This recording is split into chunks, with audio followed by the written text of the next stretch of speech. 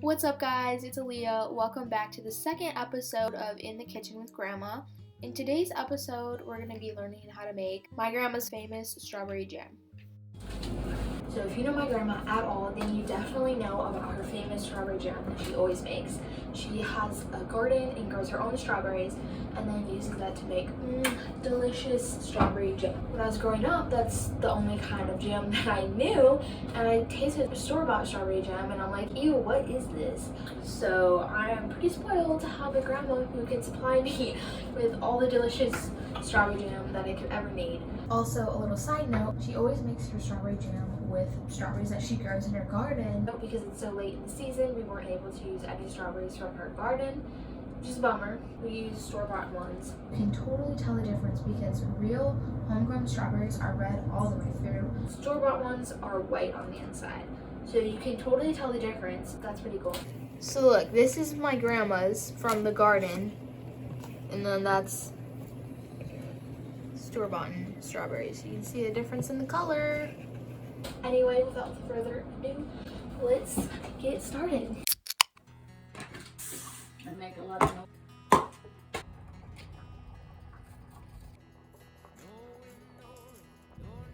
noise. Crush the strawberries. Well, I always just beat them with my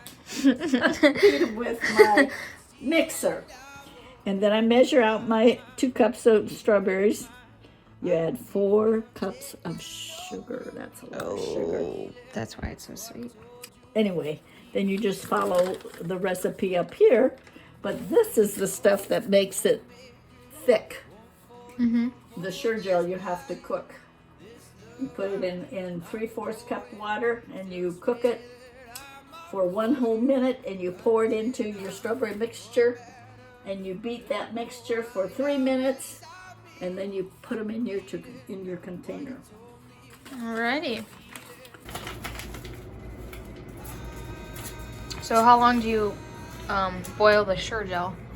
You bring the water to the boil, then you pour your Sure-Jell in and stir it, and then you bring that to a boil and boil it for 1 minute, and then you pour it in there, and then you beat it for 3 minutes. This is like it's more powerful. blender? Is it like a food processor kind of? Well, yeah, probably. Oh my goodness!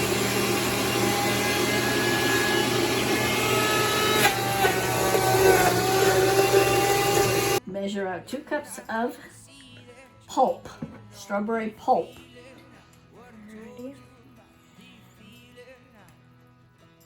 That's even got some chunks in it. Measure 4 cups of sugar in here. Oh, good grief.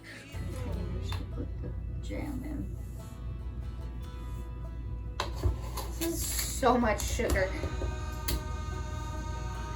Okay, so how many is that? 3. Okay. It's So like... yeah, it doesn't have to be. Yeah, quite full. Okay. And then you blend it up. yeah. This is so pretty. Why did you first start making the strawberry jam? Or like, did you make it when the kids were little? Like, Oh, yeah. Well, as soon as we had a strawberry patch.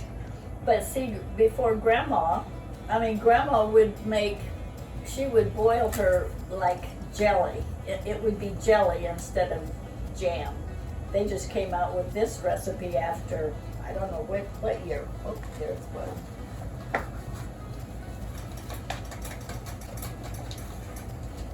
Okay, so we stirred.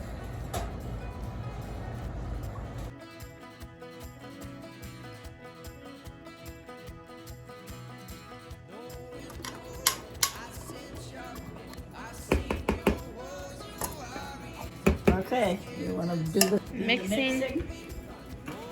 Put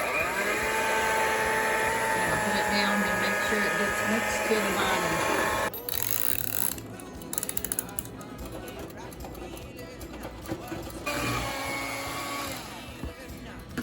so after you let it sit for 10 minutes, then you... Well, you don't have to stir it, but I mean, you can almost tell it's thick.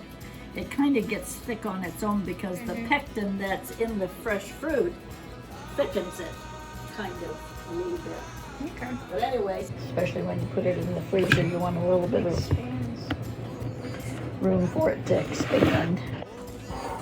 Lids are on. And then you put them in the fridge, until you guys go home.